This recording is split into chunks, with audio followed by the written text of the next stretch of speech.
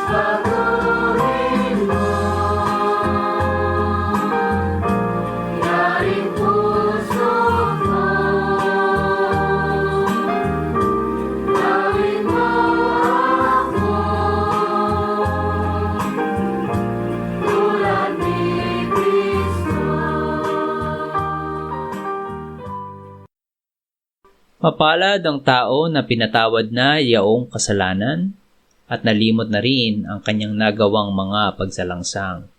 Mapalad ang taong sa harap ng Panginoon ay di na pinararatangan ng kasalanan, dahilan sa siya ay hindi nanlilinlang. Nung hindi ko pa naipapahayag yaring kasalanan, sa buong maghapon ako'y nananangis sa matinding lumbay. Sa araw at gabi, bigat ng kamay mo ang nararamdaman, ano pa't wala nang nalalabi akong lakas sa katawan. Hamog ang kaparis na dagling na tuyo sa sikat ng araw. Ako ay lumapit sa iyong harapan at salay inamin. Ang aking nagawang mga pagsalansang di ko inilihim.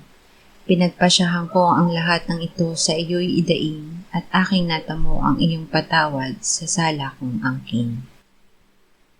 Mga minamahal, sinasabi sa unang Juan 1:9, kung ipinapahayag natin ang ating mga kasalanan, maaasahan nating ipatatawad sa atin ng Diyos ang mga ito at lilinisin tayo sa lahat ng ating kasamaan sapagkat siya'y tapat at matuwid.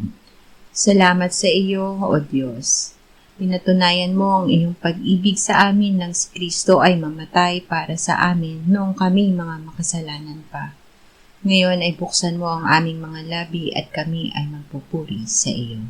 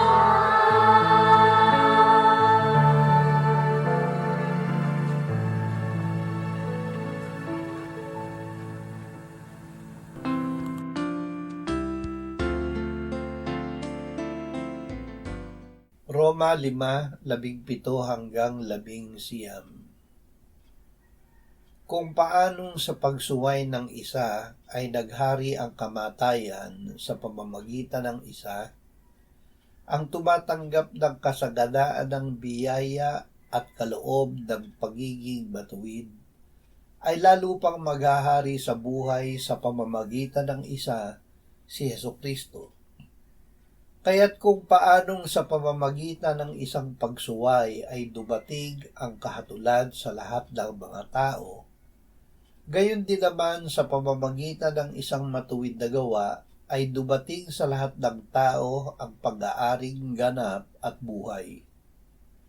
Sapagkat kung paanong sa pamamagitan ng pagsuway ng isang tao ang marami ay naging mga makasalanan, gayon din sa pamamagitan ng pagsunod ng isa, ang marami ay magiging mga matuwid.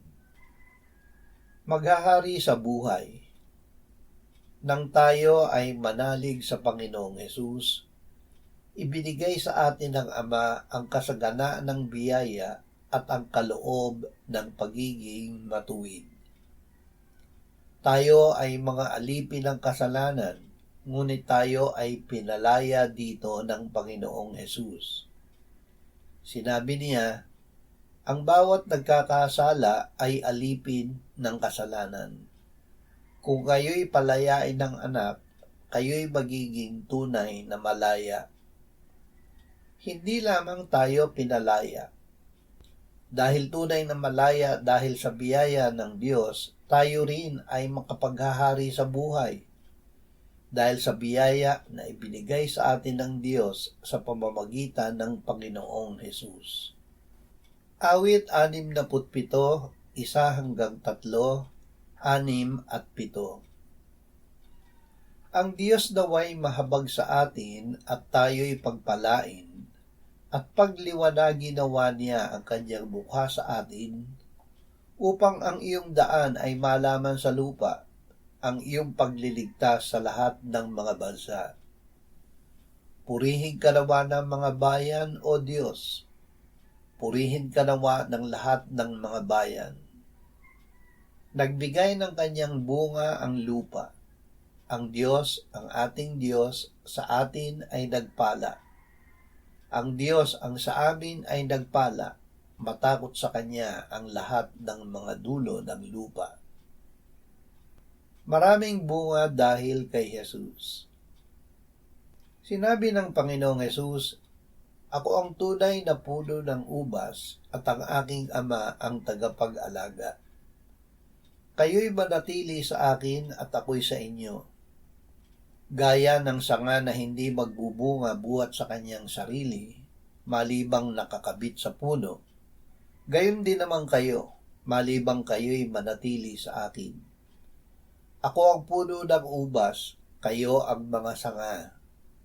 Ang nananatili sa akin at ako'y sa kanya, ay siyang nagbubunga ng marami, sapagkat kung kayo'y hiwalay sa akin, ay wala kayong magagawa. Kung kayo'y mananatili sa akin at ang mga salita ko'y mananatili sa inyo, hingin ninyo ang anumang inyong nais at ito'y gagawin para sa inyo. Sa pamamagitan nito'y naluluwalhati ang aking Ama na kayo'y magbunga ng marami at maging mga alagad ko. Efeso 3:18-21. Aking idinadalangin na magkaroon kayo ng kapangyarihang matarok kasama ng lahat ng mga banal, ang luwang, haba, taas at lalim, at upang makilala ang pag-ibig ni Kristo na higit sa kaalaman, upang kayo'y mapuno ng lahat ng kapuspusan ng Diyos. Ngayon sa Kanya na makakagawa ng higit na sagana kaysa lahat ng ating hinihingi o iniisip, ayon sa kapangyarihang gumagawa sa atin. Sumakanya nawa ang kaluwalhatian sa Iglesia at kay Kristo Jesus sa lahat ng mga saninlahi, magpakailan paman. Amen. Higit na sagana. Ang biyaya na binigay ng Diyos sa atin ay higit na sagana sa lahat ng ating mahihingi. Hindi masusukat ang pag-ibig ni Kristo sa atin. Ang Diyos ay pag-ibig. Kung paanong hindi masusukat ang Diyos, hindi rin masusukat ang kanyang pag-ibig. Salamat sa Diyos sapagkat dahil sa kanyang pag-ibig, ang biyayang ibinibigay niya ay hindi lamang sapat, kundi laging umaapaw ng higit sa sukat ng ating pangangailangan. Juan 1:14, 16 hanggang 18. Sa simula ay ang salita, at ang salita ay kasama ng Diyos, at ang salita ay Diyos. At naging tao ang salita at tumahang kasama namin, at nakita namin ang kanyang kaluwalhatian, kaluwalhatiang gaya ng sa tanging anak ng Ama, puspos ng biyaya at katotohanan. At mula sa kanyang kapuspusan ay tumanggap tayong lahat, biyaya na sinundan pa ng ibang biyaya. Sapagkat ibinigay sa pamamagitan ni Moises ang kautusan, ang biyaya at ang katotohanan ay dumating sa pamamagitan ni Jesucristo. Walang sino mang nakakita kailanman sa Diyos. Ang Diyos na tanging anak na nasa kanduan ng Ama ang nagpakilala sa Kanya. Ang kapuspusan ni Kristo. Ang Panginoong Hesus ang salita ng Diyos na nagkatawang tao. Siya ay Diyos. Sa Kanya ay naninirahan ang buong kapuspusan ng pagkadiyos sa katawan. Mula sa Kanyang kapuspusan ay tumanggap tayong lahat, biyaya na sinundan pa ng ibang biyaya. Sa pamamagitan niya ay dumating sa atin ang biyaya at ang katotohanan. Nasa atin ang kapuspusan ni Kristo. Ang sumasampalataya sa anak ng Diyos ay may patotoo sa kanyang sarili. Ito ay ang patotoo na ibinigay ng Diyos tungkol sa kanyang anak. At ito ang patotoo na tayo'y binigyan ng Diyos ng buhay na walang hanggan, at ang buhay na ito ay nasa kanyang anak. Ang kinaroroonan ng anak ay kinaroroonan ng buhay. Dahil ang anak ng Diyos ay nananahan sa atin, nasa atin ang kanyang kapuspusan, ang kapuspusan ng Diyos.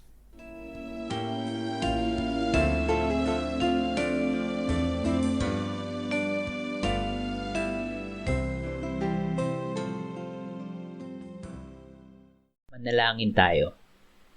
Panginoong Hesus, sinabi mo, malibang kainin ninyo ang laman ng anak ng tao at inumin ang kanyang dugo, kayo ay walang buhay sa inyo. Ang sino mang kumakain ng aking laman at umiinom ng aking dugo ay may buhay na walang hanggan, at akin siyang muling bubuhayin sa huling araw. Sapagkat ang aking laman ay tunay na pagkain at ang aking dugo ay tunay na inumin. Siya na kumakain ng aking laman at umiinom ng aking dugo ay nananahan sa akin at ako sa kanya. Kung paanong buhay ang Ama na nagsugo sa akin at ako ay nabubuhay sa pamamagitan ng Ama, gayon din siya na kumakain sa akin, siya man ay mabubuhay sa pamamagitan ko.